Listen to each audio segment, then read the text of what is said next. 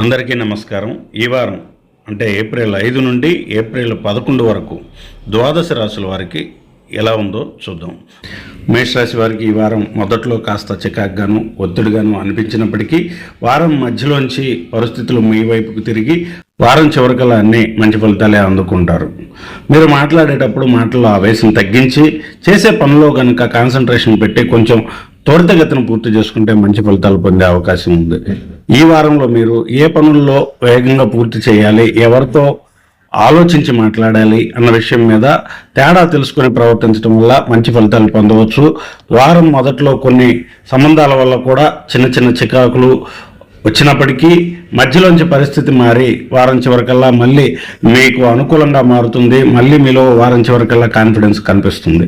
ఉద్యోగం, business, personal planning 3 రంగాల్లోనూ మీరు ఒత్తిడిని కనుక హ్యాండిల్ చేసుకోగలిగితే వారం చివరికల్లా మంచి పురోగతిని సాధిస్తారు.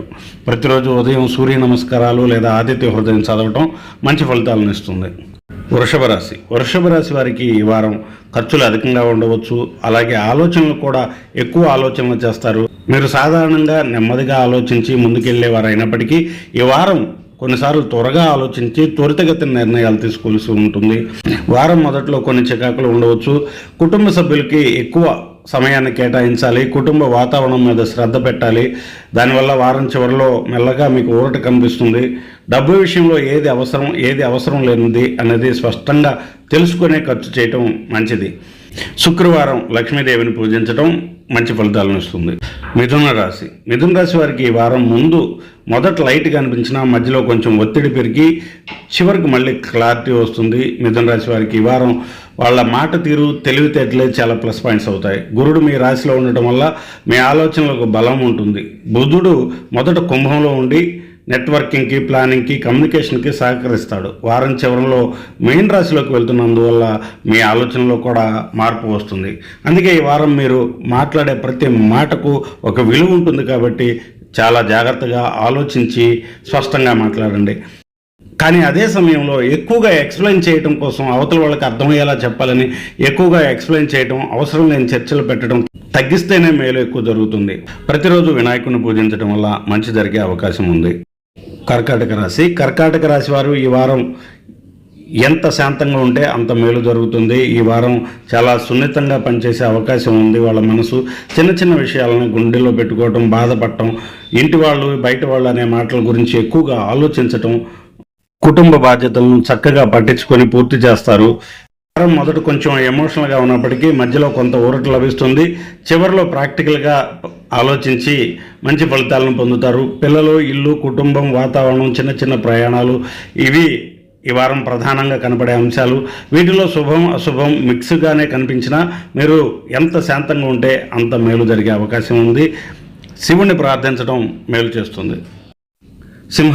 సింహరాశి వారు ఈ వారం బయటకు ధైర్యంగా కనిపించిన లోపల మాత్రం మానసిక అలజడిగా ఉంటుంది. ఖర్చుల గురించి ఎక్కువగా ఆలోచిస్తారు. ఎదుటివారిని నమ్మే విషయంలో ఎక్కువగా ఆలోచిస్తారు. ఎదుటివారిని నమ్మే విషయం మీద చాలా ప్రశ్నలు మీకు తలెత్తవచ్చు. అయినా కానీ ఈ వారం మీలో ఉన్న లీడర్షిప్ క్వాలిటీలు, మీ ప్రజెన్స్, మీ మాట తీరు, మీ నిర్ణయాలు వలన నెట్టుకు రాగలుగుతారు. మీ మాట తీరు, నిర్ణయాలు కొంతమందిపై ప్రభావం చూపే అవకాశం ఉంది.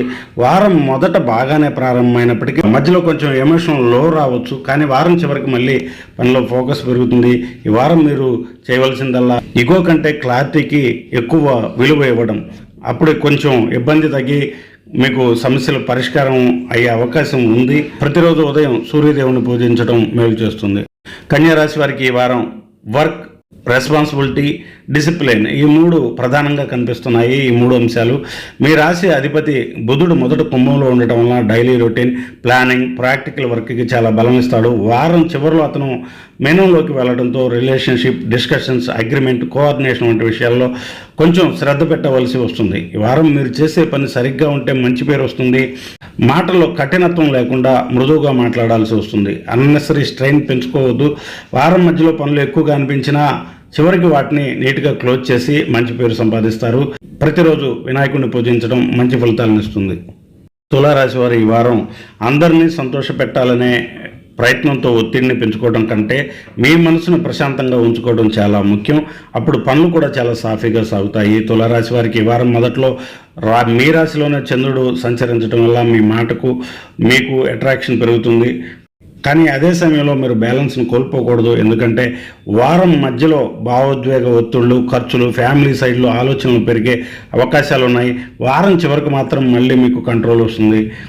మీరు ఈ వారం అమ్మవారిని పూజించడం మంచి జరుగుతుంది. వృశ్చిక రాశి వారికి ఈ వారం చాలా కీలకమని చెప్పవచ్చు. ఎందుకంటే 6, 7 తేదీల్లో చంద్రుడు మీ రాశిలోనే సంచరిస్తూ ఇన్నర్ ఇంటెన్సిటీని పెంచుతాడు.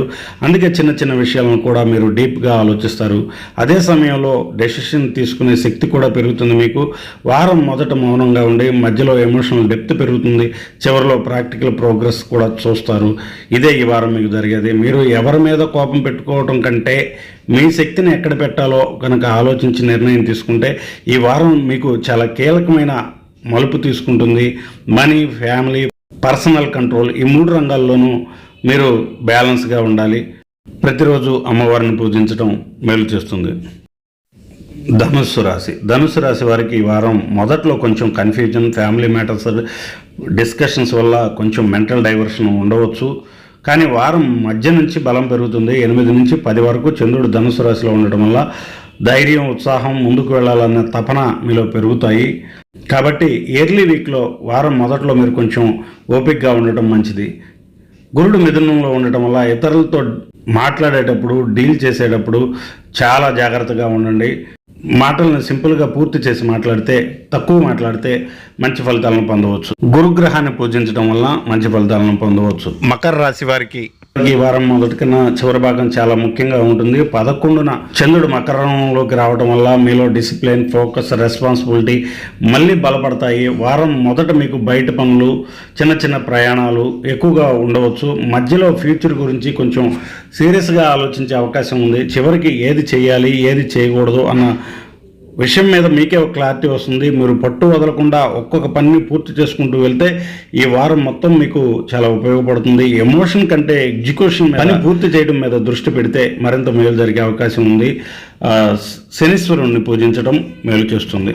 కుంభరాశి, బుధుడు, రాహువు కుంభరాశిలోనే ఉండటం వల్ల కుంభరాశి వారు ఈ వారం చాలా బిజీగా గడుపుతారు. కొత్త ఆలోచనలు, కొత్త ఐడియాలు, కొత్త ప్లాన్లు, కొత్త డిస్కషన్స్ వస్తాయి. అదే టైంలో మీరు సమయపాలన కూడా చాలా ముఖ్యం. కేవలం ఐడియాలకి, కొత్త ప్లాన్లకే సమయం కేటాయించి కూర్చుంటే పనులు పూర్తవు. కాబట్టి ఎగ్జిక్యూషన్ మీద కూడా, పనులను చేసే విషయం మీద కూడా సమయం కేటాయించాలి. లేదంటే కేవలం ఐడియాలు, ప్లాన్లు గీసుకోవడంలోనే ఈ వారం గడిచిపోతుంది. వారం మొదట్లో కొంచెం సోషల్ యాక్టివ్గా ఉంటారు. మధ్యలో కెరీర్, గోల్స్, రికగ్నైజేషన్, రెస్పాన్సిబిలిటీస్ మీద ఎక్కువ దృష్టి పెడతారు. వారం చివరికి వచ్చేసరికి కొంచెం మానసిక ఒత్తిడి అనిపించవచ్చు. కాబట్టి ఈ వారం చాలా స్మార్ట్గా పనిచేయాలి. ఎక్కువ ఆలోచనలో కాకుండా కొంచెం పని జరిగేలాగా కూడా, ఎగ్జిక్యూషన్ మీద కూడా కొంచెం దృష్టి పెట్టాలి. శనీశ్వరుణ్ణి పూజించడం మంచి జరుగుతుంది. మీన రాశి వారికి ఈ వారం గ్రహ బలంగా పనిచేస్తున్నట్లు ఉంటుంది. సూర్యుడు, కుజుడు, శని మీనంలోనే ఉండటం వల్ల ఒకవైపు బాధ్యతలు, మరొక వైపు ఒత్తిడి, అన్నీ నేనే చూసుకోవాలి అన్న భావన పెరుగుతుంది. వారం మొదట్లో ఇతరులతో అడ్జస్ట్ అయినా చివరికి వచ్చేసరికి అడ్జస్ట్ కాలేని పరిస్థితిలో అనిపిస్తుంది మీకు. ఏప్రిల్ 11న బుధుడు మీనంలోకి వస్తుండటంతో మీ మాటల్లో, ఆలోచనలో, ప్లానింగ్లో కొత్త మలుపు తీసుకునే అవకాశం ఉంది.